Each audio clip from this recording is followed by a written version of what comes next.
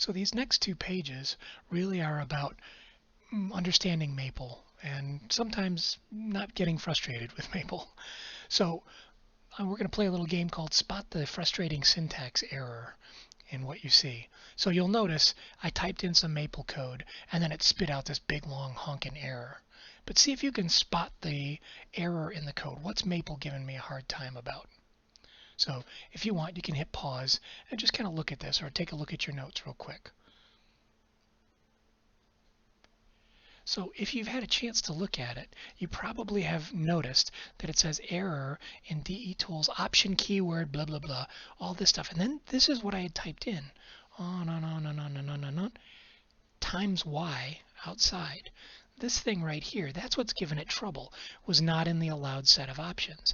And that's because right here, there is a comma that's missing.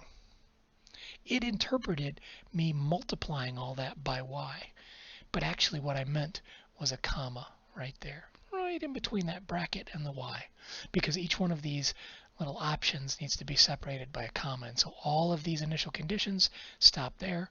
There's got to be a comma. So all of this is just gobbledygook, but that's the problem with the Maple code. That's what Maple was having a hard time with. Down here, see if you can spot the error on this one. So take a second, see if you can look at it. So you'll notice Maple says unable to match delimiters. Delimiters in Maple means something very particular. A delimiter, and just in coding in general, that refers to parentheses, brackets, or, oh God, I can't remember what they're officially called, either the square brackets or the curly brackets. And so if it's unable to match delimiters, sometimes commas also can be delimiters, like if you're in Excel. But for our purposes, in this case, parentheses, brackets, and curly brackets are the delimiters. So if you look really carefully, you can see we've open and open, open, open, close, close, close. And if you kind of count the opens and the closes, you can figure it out. But if you kind of keep looking, you'll notice that there's an open right here for the beginning of all of the initial conditions, but there's no close for the initial conditions ending. So there should be a square bracket at the end right there, another one. That's what it's complaining about. It's a little frustrating, I know, but remember, it's a machine. It will do exactly what you tell it and nothing more. So on the next page, there's a couple more kind of common errors. I like to point these out because as we're using Maple more and more, it's real easy to get frustrated. And it's real easy to think, oh, this stupid machine is doing something wrong. But it's usually something that you're doing wrong. So a couple of common mistakes. Matching parentheses. So notice Maple can handle opening a parenthesis, but it's got to get closed as well. And it'll give you that matching delimiters error. It'll give you an error if you don't do it. So this is the no, no, no. This is the yes, yes.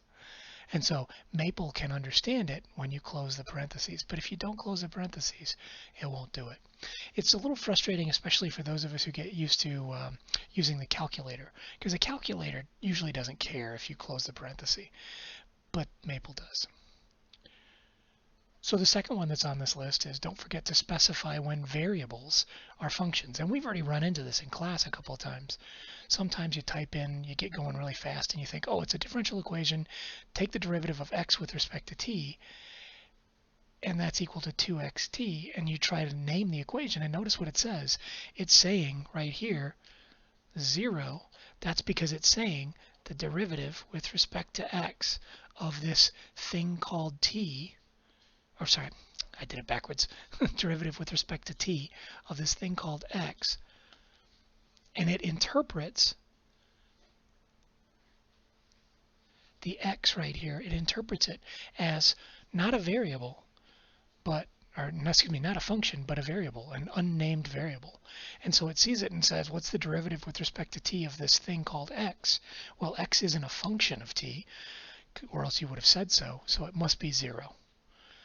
It's really frustrating, but once you get used to it, you'll be just fine.